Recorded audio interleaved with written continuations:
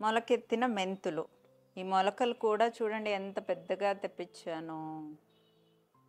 ఇంత పెద్దగా తెప్పించాను.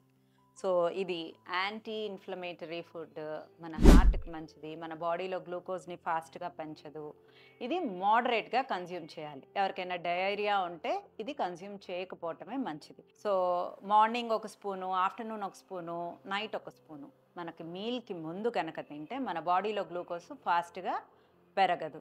అలా పెరగదు అని ఎక్కువ రైస్ తీసుకుంటే వేస్ట్.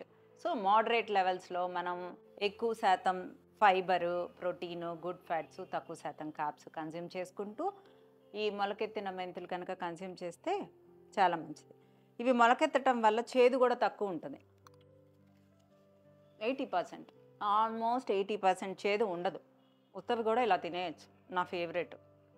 సో, ఎవరికైనా ప్రీ డయాబెటిక్ అయినా 40 ఇయర్స్ తర్వాత మనం మన గ్లూకోజ్ లెవెల్స్‌ని మానిటర్ చేసుకోవాలన్నా, మోడరేట్ లెవెల్‌లో ఇవి కన్జ్యూమ్ చేయొచ్చు.